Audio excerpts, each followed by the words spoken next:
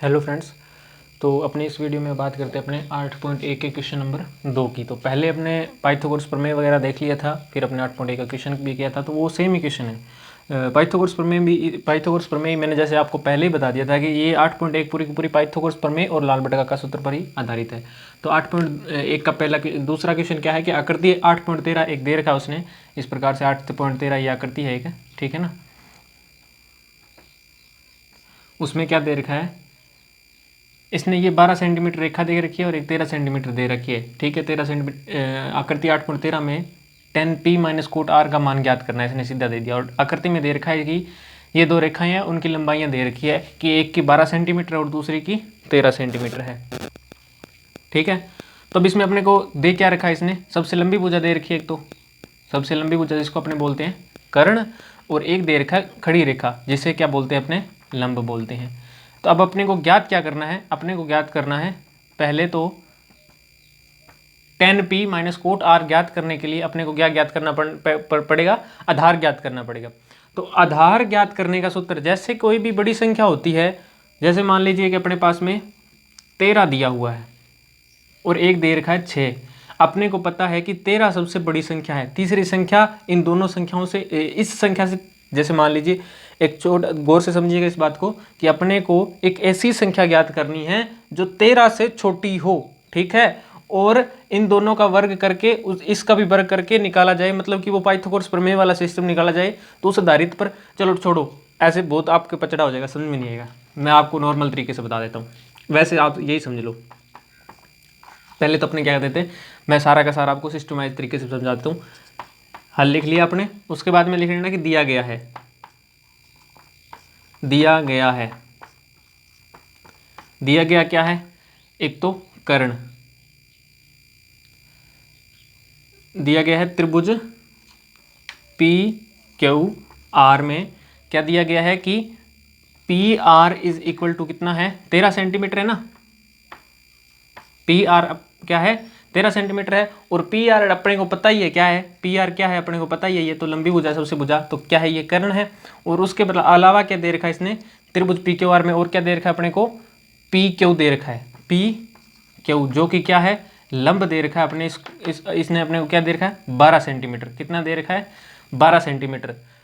तो अब क्या कर सकते हैं अपने को ये पता चल गया कि ये समकोण त्रिभुज है एक, इसने ये निशान दे रखा है, इसका मतलब 90 डिग्री का कोण है। तो इससे अपने को ये पता कन्फर्म होगा कि ठीक है ये समकोण त्रिभुज है। अच्छा, इसके बाद में इसने दो भुजाएं भी दे दी। अब इसने बोला कि 10p और कोट आर का मान ज्ञात करना है, तो अपने को एक बात तो डायरेक्ट समझ में आ गई, तो अपने को क्या लगाना पड़ेगा इसके अंदर, पाइथागोरस प्रमेय, ठीक है।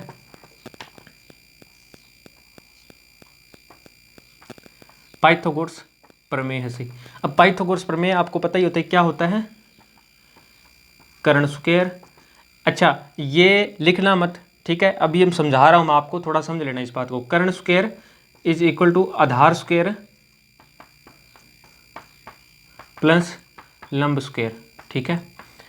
अच्छा, अब अपने को ये तो बात पता चल गई। अब अपने को ज्ञात क्या करना है, यहाँ पर कर्ण ज्ञात करना है ना, सॉरी क्या ज्ञात करना है अपने को, आधार ज्ञात करना है ना। तो आधार को तो रख लो इसी साइड में, आधार को यहीं पर पड़ा रहने दो, गौर से देखना इस बात को, आधार को आपने इसी साइड में पड़ा रहने देना है। जैसे कि आधार स्क्वायर है ना, इसको अपने यहीं पर रख लिया, ठीक है। कर्ण यहाँ पर अपने को पता है जिसके आगे कोई निशान नहीं होता है वो किसका होता है, प्लस का होता है। वैसे भी कर्ण अगर किसका है यहाँ पर पड़ा हुआ है, अकेला पड़ा हुआ तो प्लस का है, तो यहाँ पर आ गया कर्ण का स्क्वायर। लेकिन अब अपने को निकालना क्या है, आधार निकालना है, तो लंब को क्या करना पड़ेगा, इधर वाली साइड लाने पड़ेगा। यहां पर कर्ण किस चीज का है, लंब लंब किसका है, माइनस का है। किसका निशान है यहाँ पर, लंब का है। तो मैंने आपको पहली वीडियो में बताया था कि जब प्लस की चीज को पक्षांतर किया जाता है, पक्षांतर का मतलब पक्ष चेंज किया जाता है उसका, तो वो इधर वाली साइड किस की हो जाती है, माइनस की हो जाती है। यानी कि कर्ण स्क्वायर माइनस लंब स्क्वायर इज इक्वल टू क्या आ गया, आधार स्क्वायर। अब इसी का मैं प्रयोग करने वाला हूं सारा का सारा, मैंने ये समझाने के लिए बताया है सिर्फ आपको कि आधार स्क्वायर इज इक्वल टू कर्ण स्क्वायर माइनस लंब स्क्वायर कैसे होता है, ठीक है ना। इसको कहीं रट्टा मतलब वो मत समझ लेना कि मैंने इसलिए समझाया आपको कि ताकि आपको रट्टा ना लगाना पड़े, ठीक है ना। कोई ये मत नोटबुक में उतारने वाली चीज़ नहीं है, ये मत समझ लेना कि हर एक क्वेश्चन में ऐसा करना पड़ेगा, ऐसा कुछ नहीं है। समझाने के लिए करवाया है ताकि आपको रट्टा ना लगाना पड़े इस चीज़ का। यानी कि आधार स्क्वायर में क्या आ गया, आधार स्क्वायर के बराबर में क्या आ गया, कर्ण स्क्वायर, और माइनस में आ गया लंब की स्क्वायर, ठीक है। तो करण क्या, आधार क्या है, आधार को क्या लिख सकते हैं अपने, क्यू आर लिख सकते हैं ना। आधार को लिख लिया मैंने क्यू आर, क्योंकि आधार बड़ी है इसलिए मैंने क्यू आर लिख दिया। अगर आप आधार आधार आधार लिखते जाओगे तो भी कोई दिक्कत नहीं है। आधार लिख लिया, उसके बाद में करण कितना है, करण का मान अपने यहाँ पर है 13 सेंटीमीटर, और वर्ग है स्क्वायर है तो स्क्वायर का निशान लगा दिया, और लंब की स्क्वायर, लंब क्या है यहाँ पर, लंब 12 सेंटीमीटर है ना, 12 सेंटीमीटर है तो 12 का स्क्वायर कर दिया। ठीक है, अब q r is equal to क्या, क्यू आर की स्क्वायर इज इक्वल टू 13 तेरिया 169 होता है, माइनस 12 12 144। ये मैंने आपको बताया था वर्ग याद करने के लिए 13 को 13 से गुणा करना पड़ता है, सेंटीमीटर में तो लिखना चाहिए, कोई ज़रूरत नहीं है यहाँ पर। ठीक है ना, q r is equal to क्या आ गया, अब स्क्वायर स्क्वायर, और यहाँ पर आगे 9 में से 4 गया 5, तो 6 में से 2 गया 2। अब 25 का ये स्क्वायर है, स्क्वायर का उल्टा क्या होता है, अंडर रूट ना। तो q r is equal to क्या आ गया, क्यू आर के इज इक्वल टू क्या आ गया 5। आपको नहीं दिख रहा तो यहाँ मैं लिख देता हूँ, q r is equal to 5। ठीक है ना, इस प्रकार से अपने की एक पाइथागोरस प्रमेय से मैंने यहाँ पर q r is equal to 5 निकाल लिया है। यानी कि आधार का जो मान है वो कितना आ गया है, अब आधार अपने पास में आ गया है 5 सेंटीमीटर, क्योंकि ये रेखा भी सेंटीमीटर में है, ये रेखा भी सेंटीमीटर में है, ये रेखा भी सेंटीमीटर में है, तो इस अकॉर्डिंग में ये आधार कितना आ जाएगा 5 सेंटीमीटर। अब आधार का मान अपने पास में आ गया। अब अपने आसानी से क्या निकाल सकते हैं, tan का और कोट का मान निकाल सकते हैं। कैसे, tan का और कोट का मान निकलता है लाल बटा का सूत्र के फॉर्मूले से ना। तो और मैंने बताया था ये पहला साइन का है, दूसरा कोस का है, तीसरा tan का है, ये कोट, ये सेक और ये कोसेक। ठीक है, तो यहाँ पर मैंने किसका निकालना है, tan का निकालना है ना, tan और कोट का। तो अपने कौन से फॉर्मूले का यूज़ करेंगे, लंब बटा में आधार का यूज़ करेंगे। तो इसको मैं थोड़ा सा साफ कर देता हूँ एक बार ना, इसको ऐसे के एज इट इज़ इसका स्क्रीनशॉट ले लो एक बार, और उसको बाद में इसको उतार लेना। ठीक है, मैं इसको अब कर देता हूँ एक बार साफ, समझ में आ गया होगा। सबसे पहले मैंने पाइथागोरस प्रमेय लगाई है और कुछ नहीं किया, फॉर्मूले में मान रखा है। ठीक है, इसके बाद में अपने पास में मैंने निकाल ली है क्या, आधार, आधार निकाल लिया है। आधार निकाल लिया है तो अब अपना फॉर्मूला सारा का सारा सेट हो जाएगा। कैसे कि ज्ञात क्या करना है अपने को, tan p is equal to, tan का मान क्या होता है अपने लंब, और बटे में क्या होता है आधार। ये फॉर्मूले में लाल बटा का सूत्र के हिसाब से मैंने बताया था ना आपको, तो उसी हिसाब से क्या आ गया, लंब tan p is equal to लंब बटा में आधार। तो लंब यहाँ पर कितना है 12 सेंटीमीटर है ना, tan p मान ज्ञात करना है, सॉरी ये आपको याद रख लेना। यहाँ पर जो है कोण कौन से लेना है, थीटा कोण किससे लेना है, इस P से लेना है। समझ गए होंगे मेरी बात को, मैंने पिछली वीडियो में इस बारे में पूरा आपको गौर से समझाया था। यानी कि अब त्रिभुज में थीटा कोण किस कोण से लेना है, थीटा कोण कौन सा लेना है, P वाला कोण लेना है, P वाला कोण, और P वाले कोण के हिसाब से लें तो अब ये आधार में बन गया। जैसे कि P वाले कोण से हिसाब से लेना है ना, तो त्रिभुज अब इस प्रकार से बन जाएगा, यानी कि थीटा कोण P माना जाएगा। यहाँ पर P लिखा हुआ है ना, थीटा बोलते हैं ना अपने थीटा, तो अब थीटा यहाँ पर क्या आ गया P आ गया, यानी थीटा कोण किससे लिया जाएगा, P से लिया जाएगा। अब P यहाँ पर आ गया तो R यहाँ पर चला जाएगा, क्यों तो अपनी सेम जगह रहने वाला है।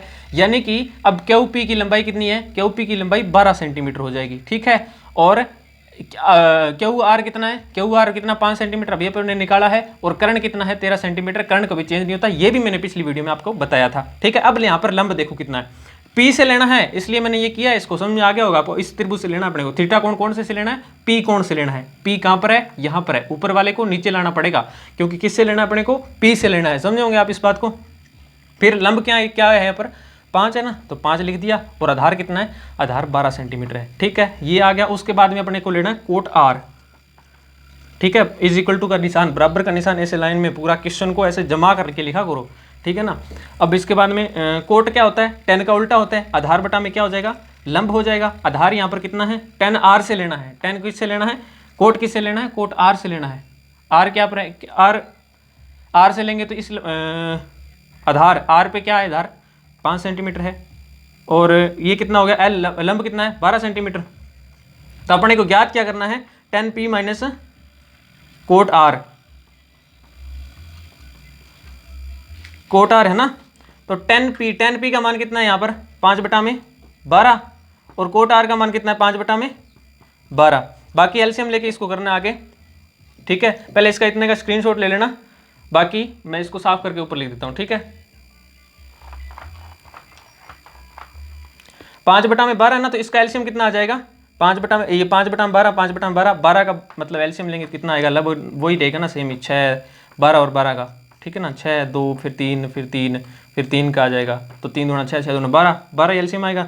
यहाँ पर कितना लेंगे 5, मतलब इसमें आपको अभाज्य गुणनखंड तो करना ही आता होगा, यानी कि 12 का ये जो आता है ये एलसीएम आता है, इसका इसमें पहले देना होता है भाग, ठीक है ना।